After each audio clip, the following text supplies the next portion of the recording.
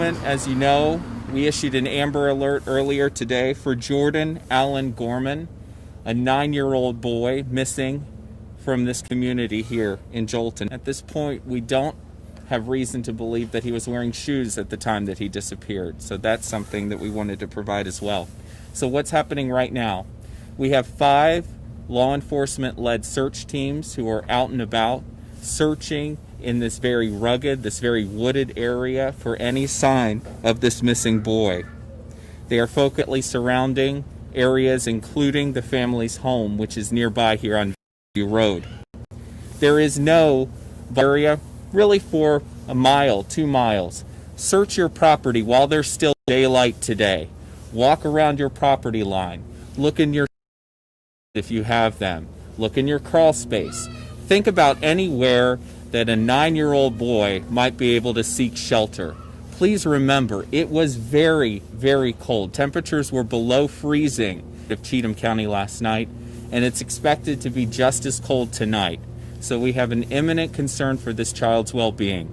And of course, if you spot this boy, or if you think information, and agents and other investigators are chasing down those leads as they present, it is important to us that we do everything we can right now to get this boy home. Sheriff Breedlove. Thank you, Josh.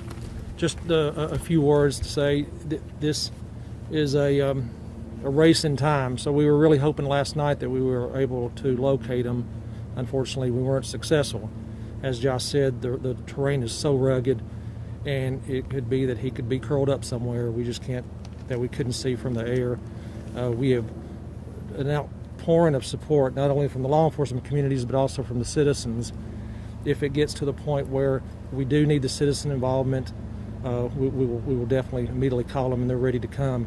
But as Josh said, for everyone living around this area, please check, because your property and your outhouse and buildings and everything, because we don't know if he got a mile away from us or 2 miles. We don't know. He's a little boy. He's only 4 foot tall. He only weighs 75 pounds. So he's just a very small child. And we're doing everything we can to locate him. And we hope we do before the sun sets again. I do want to very quickly let you know the variety of agencies that are taking part in this search effort. Of course, we have TBI, and we also have the Cheatham County Sheriff's Office, but you've also got THP assisting, the Metropolitan Nashville Police Department, Murray County EMA, the Coopertown Police Department, Pleasant View Fire, and then SAR, which is a nonprofit called Search and Rescue that assists with missing persons cases around the country, and we're very thankful. Those are details that we're still actively working to put together. Of course, we want to know how we got to this point. Our primary focus right now, though, is ensuring that we're doing everything possible to find and locate him and bring him home. Do you know if Jordan has a history of leaving the home or anything of that nature? Again, that's not a detail I'm at liberty to discuss at this point.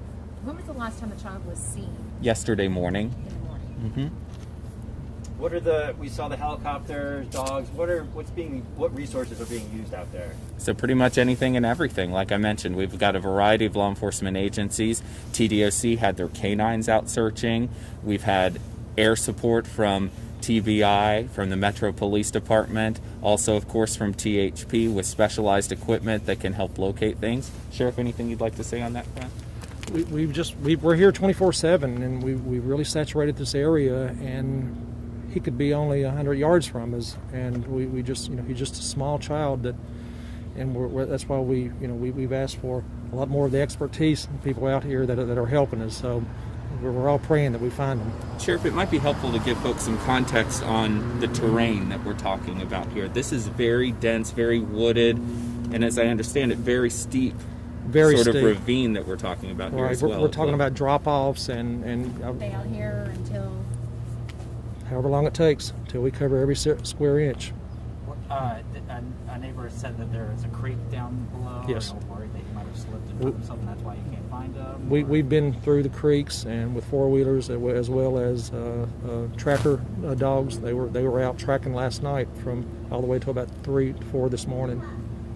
So yeah, we're covering everything. We're hoping with the sunlight and the fact that the leaves are off the trees that it's going to make it a little bit easier for us to locate them. So the parents for the last first ones to see him yesterday morning, and then the search started last night. Is that correct? Search started actually when we got on the scene. When we got the 911 call, 2 deputies arrived there. They immediately conducted the search inside the house. Sometimes kids will hide in the house, and all the outbuildings and structures outside the house. So they worked their way inside, outside, and at that point, once they were involved in that, we had more people on the way. This was a 9-year-old child, so it's not like a teenager. This is a small boy in a rugged area, so we knew the severity of it. But it sounds like there was some missing time there between the time he was last seen and the time you guys were called. Is that correct? We could see that happen, so there was a little bit of delay. The property where the house is at, do they live in that house that's there at the front, or do they live further back in that property? There's, I believe, 3 or 4 houses on them, so they live a little bit farther back. And all the other houses there, structures were searched as well. Last question, please.